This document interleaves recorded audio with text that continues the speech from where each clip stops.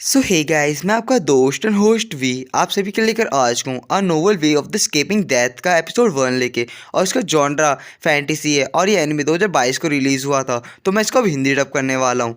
तो बिना किसी देरी के चलिए वीडियो शुरू करते हैं। तो एपिसोड की स्टार्टिंग हमें एक नाइट सीन से दिखाया था और हम देखते हैं अपार्टमेंट के बाहर का व्यू। और हम तभी देखते हैं सीन एक अलार्म क्लॉक पे आता है जिस पे 26 सेल्सियस लिखा होता है। और हम देखते हैं वो हमारे मेन कैरेक्टर के कमरे में है और हमारा मेन कैरेक्टर रात को भी जग रहा है। वो कुछ कंप्यूटर पर पढ़ रहा होता है, वो मांगा पढ़ रहा होता है। और चलिए मैं आपको बता दूँ क्या पढ़ रहा था। जो हमारा मेन कैरेक्टर है, जो इस स्टोरी के अंदर एक स्टोरी पढ़ रहा था, और स्टोरी में हमें दिखाया जाता है, वो बताया जाता है सॉरी, क्विंग हाउटिया नाम का एक लड़का है जो गाइस बहुत पिटाई सहन करता है अपने क्लासमेट को बचाने के लिए, लेकिन उसके इसका कोई फ़ायदा नहीं होता। वो हार जाता है और कुछ लड़के जो बदमाश होते हैं स्कूल के, वो उस लड़की को लेके चले जाते हैं। और यही चीज़ पढ़ के हमारा मेन कैरेक्टर बहुत ही गुस्सा होता है और होता है डैम इट, ये किताब बेकार है, इसको पढ़ना एक तरह से टाइम की बर्बादी करना है।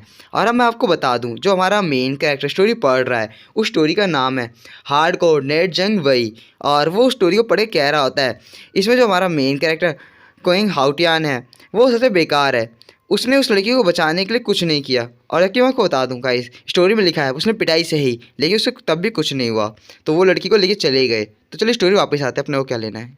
और हम देखते हैं हमारा मेन कैरेक्टर ये सीन पढ़कर बहुत ही गुस्सा होता है और वो बोलता है मैं इसके बारे में बुरा इम्पैक्ट लिखूंगा, और सच में बुरा, ये स्टोरी बहुत ही बेकार है। और जो भी स्टोरी पढ़ने वाला होगा उसे मैं बताऊंगा कि बहुत ही बेकार स्टोरी है ये। और हम देखते हैं हमारा मेन कैरेक्टर कमेंट टाइप करता है और उसमें बुरे इम्पैक्ट लिखे गए हैं कि स्टोरी में क्या क्या चीज़ बेकार है और क्या क्या चीज़ की कमी है। और मैं आपको बता दूं मैं आपको एक्सप्लेन करने वाला नहीं हूँ, आप खुद पढ़ लेना। तो चलिए स्टोरी में आगे बढ़ते हैं।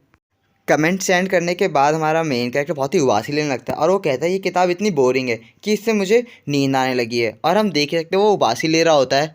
और तभी हम देखते हैं हमारा मेन कैरेक्टर बेड पर लेट जाता है और वो किसी ब्लैंकेट को हक करता है। क्या वो गर्ल नहीं है, मैं आपको बता दूँ एक ब्लैंकेट है। हमारा मेन कैरेक्टर बैचलर है, मतलब सिंगल है।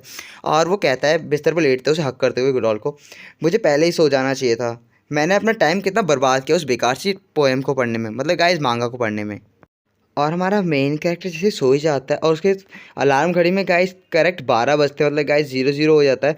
और हम देखते हैं कुछ स्टार्ट होता है और सीन हमारे मेन कैरेक्टर कंप्यूटर पे आता है और उस पर लिखा होता है activating the character transformation system.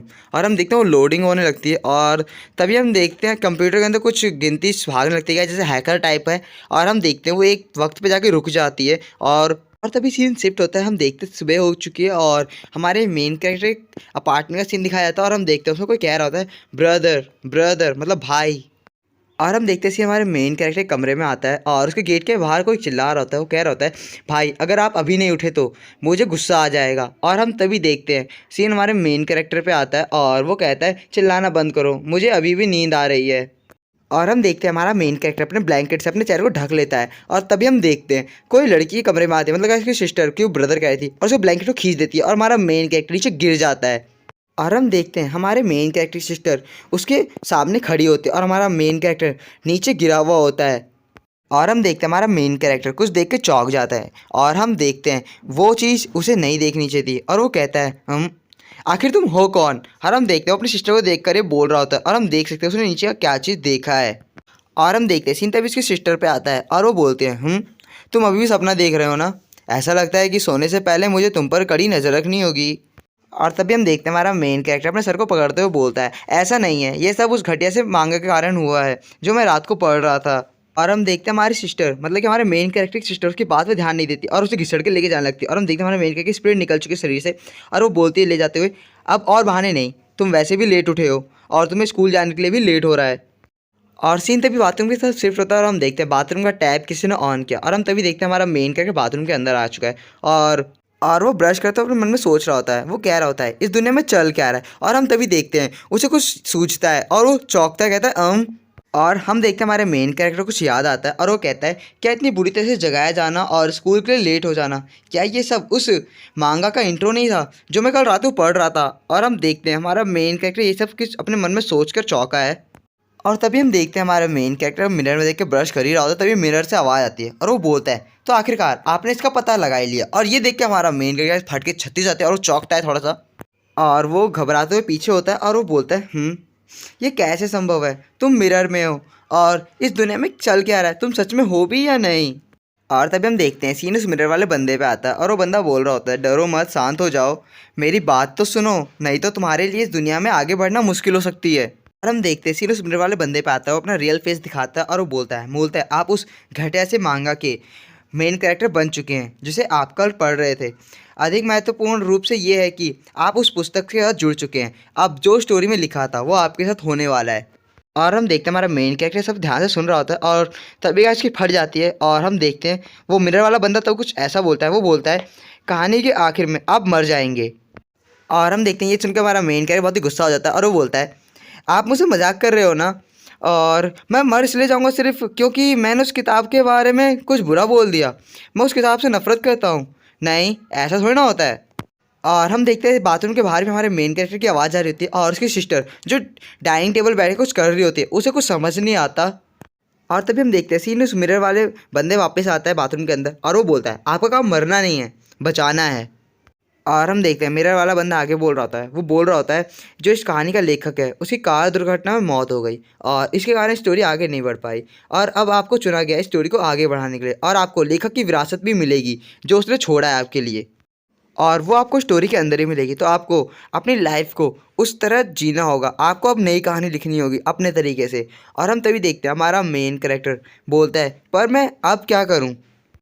और हम देखते हैं वो मिरर वाला बंदा हमारे मेन कैरेक्टर की बात सुनकर कहता है आपको इस दुनिया के रहस्य को सुलझाने, असली महिला मेन प्रोटैगनिस्ट को ढूंढने और अंत को बदलने की ज़रूरत है। आपके पास जीवित रहने का यही एकमात्र मौका है। और हम देखते हैं वो मिरर वाला बंदा बोलता है एंड बाय द वे, अगर आपसे कोई गलती होती है और कोई कैरेक्टर इसमें मर जाता है या गायब हो जाता है तो ये पूरा स्टोरी बदल जाएगी और आप सब कुछ भूल जाएंगे और आप बस स्टार्टिंग और अंत में रहेंगे, मतलब कि आप इस लूप में फंस जाएंगे। सिंपल शब्दों में बताया जाए तो गाइस हमारा मेन कैरेक्टर स्टोरी में फंसा रह जाएगा, उस दुनिया से निकल नहीं पाएगा कभी भी बाहर। और तभी मिरर वाला बंदा कुछ ऐसा बोलता है, वो बोलता है हंसते हुए इस जगह से तो भागने की सोचना भी मत क्योंकि तुम भाग नहीं पाओगे। और हम देखते हैं हमारा मेन कैरेक्टर ये सुनते ही गुस्सा होता है और वो बोलता है भाड़ में जाओ, तुम्हारी बातों पर मुझे यकीन ही नहीं करना। और हम देखते हैं ये बाथरूम से बाहर भी आवाज़ आ रही होती है और उसकी सिस्टर ये सब चीज़ सुनकर चौंक जाती है और वो थोड़ा घबराती है अपने भाई का सोच कर, और वो बाथरूम के दरवाजे के पास जाकर नॉक करती है और वो बोलती है भाई भाई तुम ठीक तो हो ना। और तभी हम देखते हैं बाथरूम के अंदर का सीन आता है और हमारा मेन कैरेक्टर उस मिरर वाले बंदे से कहता है इसमें कोई भी शक नहीं है कि मैं इस बात को मानूं या ना मानूं, इसमें मुझे कोई हुक्म या आदेश देने की जरूरत नहीं है तुम्हें, मेरे पास मेरी मर्जी है, मैं इसे करना चाहूँ तो करूँगा वरना नहीं करूँगा, और वैसे भी तुम कोई भगवान नहीं हो। और हम देखते हैं हमारा मेन कैरेक्टर उस मिरर वाले बंदे से क्वेश्चन करता है और वो बोलता है आप हो कौन, उस राइटर की स्पिरिट, उस लेखक की आत्मा हो आप। और तभी हम देखते हैं मिरर वाला बंदा बोलता है आप मुझे अपना शुभचिंतक मान सकते हैं, ये मान लीजिए कि मैं यहाँ पे आपकी मदद करने आया हूँ। और हम देखते हैं मिरर वाला बंदा मिरर से गायब होने लगता है और वो बोल रहा होता है जाते जाते भी वैसे भी चलो आगे बढ़ते हैं, आप पहले ही बहुत समय बर्बाद कर चुके हैं अपने स्कूल के लिए, पहले दिन ही देर ना करना ही आपके लिए सबसे अच्छा होगा। और हम देखते हैं वो मिरर वाला बंदा बताते हुए जाता है, वो कहता है भले ही कहानी में लिखा हो कि आप लेट आओगे लेकिन अगर आप जल्दी आते हो तो कहानी बदल सकती है। और तभी हम देखते हैं सीन हमारे मेन कैरेक्टर पे आता है और उस बंदे के जाने के बाद हमारा मेन कैरेक्टर सर को पकड़ते हुए बोल रहा होता है मेरे जैसा सामान्य व्यक्ति इस सिचुएशन में कैसे फंस सकता है।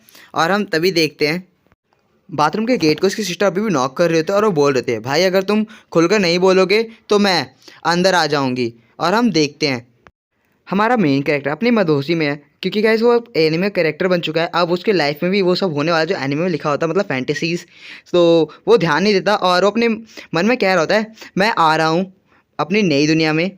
और तभी हम देखते हैं गेट पे कुछ बड़ी चीज़ लगने की आवाज़ आती है और हमारा मेन कैरेक्टर भी चौंक जाता है ये चीज़ देखकर और वो गेट की तरफ देखता है और वो अपना हाथ बढ़ाता है गेट का लॉक खोलने के लिए, और हम तभी देखते हैं गेट खुद ब खुद ही टूट जाता है और वो तोड़ती है उसकी सिस्टर है और वो सिस्टर बोल रही होती है किक मारते हुए मैं अंदर आ रही हूँ। और हम तभी देखते हैं सीन हमारे मेन कैरेक्टर पर आता है और उसके पसीने छूट रहे होते हैं और हम देखते हैं हमारे मेन कैरेक्टर ढंग से होश भी नहीं आया और वो हमें बताता है, वो बोल रहा होता है इस पर थोड़ा ध्यान दो, आप जैसे प्यारी छोटी सी लड़की इतनी हिंसक कैसे हो सकती है, अगर वह दरवाज़ा मुझ पर थोड़ा सा टकराता तो मैं मर सकता था। और तभी हम देखते हैं उसकी सिस्टर बोलती है भाई क्या तुम ठीक तो हो, मुझे लगा कि आपका सिर टकरा गया होगा और आप बेहोश हो गए होंगे, बताओ तो आप ठीक तो हो। तभी हम देखते हैं हमारा मेन कैरेक्टर घबराते हुए रिप्लाई देता है, वो कहता है मैं ठीक हूँ। और हम देखते हैं हमारा मेन कैरेक्टर अपनी सिस्टर से कहता है मुझे देर हो रही है, मुझे अब जाना चाहिए। और सीन तभी कुछ देर बाद का दिखाया था, हम देखते हैं हमारा मेन कैरेक्टर तैयार होके स्कूल ड्रेस में नीचे आ चुका है अपने अपार्टमेंट्स के और वो बहुत ही एक्साइटेड है और वो बोलता है सभी को मेरा हाय। मुझे अपना इंट्रो दोबारा देने के लिए अनुमति दें। मेरा नाम क्विंग हाउटियान है और मैं एक साधारण हाई स्कूल का स्टूडेंट हूँ।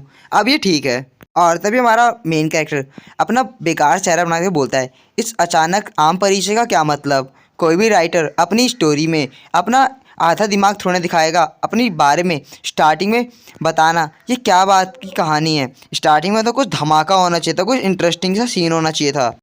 और तभी हम देखते हैं हमारा मेन कैरेक्टर अपने स्कूल जाते हुए रास्ते में देख के कह रहा होता है, वो कह रहा होता है राइटर ने अपने आसपास की चीज़ें, डायलॉग्स और स्टोरी लाइन सब कुछ सही किया, मगर उसने नेचर पे ध्यान नहीं दिया। उसे नेचर की खूबसूरती को और बढ़ाना चाहिए था।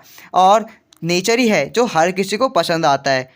तो सीन शिफ्ट होता है और हम देखते हैं ट्रैफिक वाला सीन दिखाया जाता है और गाड़ियाँ चल रही होती है रोड पे। और हम तभी देखते हैं सीन एक लड़की पे आता है और बहुत ज़ोर से हाफ रही होती है। तभी हम देखते हैं वो लड़की ज़ोर से रोड पे भाग रही होती है और दूसरी साइड से हमारा मेन कैरेक्टर हाउटियान आ रहा होता है। और हम तभी देखते हैं वो दोनों आमने सामने आ जाते हैं और लड़की चिल्लाती है और कहती है और हम देखते हैं तभी उन दोनों की टक्कर होती है और हमें दिखाया नहीं जाता। और हम देखते हैं लड़की का चश्मा वहाँ से निकल के गिर चुका है उसके चेहरे से। और हम तभी देखते हैं हमारा मेन कैरेक्टर सीन आता है, वो रोड पर गिरा हुआ होता है और वो कह रहा होता है, ये दूसरी बार है जो मैं स्कूल जाने से पहले गिरा हूँ। और स्टोरी राइटर को ज़रा ये नहीं हुआ कि वो हमारे स्टोरी के मेन लीड को थोड़ा पावरफुल बनाए ताकि वो किसी से टकराए तो भी ना गिरे जल्दी। और हम तभी देखते हैं सीन सामने वाली लड़की पे आता है और वो लड़की अपना कुछ ढूंढ रही होती है और वो कह रही होती है, मेरा चश्मा कहाँ है? और हम देख सकते हैं वो चश्मा उसके हाथों के सामने ही है। और तभी हम देखते हैं सीन हमारे मेन कैरेक्टर पे आता है और वो अपना चेहरा नीचे करके ब्लश करने लगता है। वो बोल रहा होता है, भलाई के लिए भी मैं अपनी आंखें नहीं उठा सकता क्योंकि मुझे उसके वो दिख रहे हैं पहले, मैं कितना गंदा हो सकता हूँ। और राइटर भी यही चाहता था, उसने मेरे से ऐसा करवाया है और मेरी गलती नहीं है। और ये लड़की भी कितनी बड़ी बेवकूफ़ है, इसके हाथों के सामने ही चश्मा है, मैं इसे बोल रहा हूँ तब भी ये उठा नहीं रही। और लग रहा है कि मुझे करना पड़ेगा और ये मेरे बारे में कुछ गलत ना सोचे। और गाइस जिसको समझ नहीं आया वो स्टोरी को पीछे करके देख सकता है। तो चलिए स्टोरी में आगे बढ़ते हैं। और हम देखते हैं हमारा मेन कैरेक्टर उस लड़की का चश्मा उठाता है। सो हे गाइस, आज का एपिसोड यही तक था और मैं आशा करता हूँ आपको आज का एपिसोड अच्छा लगा होगा। और अगर एपिसोड अच्छा लगे तो आप वीडियो को लाइक और प्यार से कमेंट जरूर करना और चैनल पर नए होता है चैनल सब्सक्राइब कर लो। और मैं इसका नेक्स्ट एपिसोड जल्दी लेकर आऊँगा क्योंकि इसका नेक्स्ट एपिसोड इससे भी ज़्यादा अच्छा है और इसके आगे का एपिसोड और भी अच्छे हैं। तो प्लीज़ चैनल बने रहना। तो मैं मिलता हूँ इसके नेक्स्ट वीडियो, तब तक के लिए bye bye and take care, sayonara, अपना ख्याल रखना।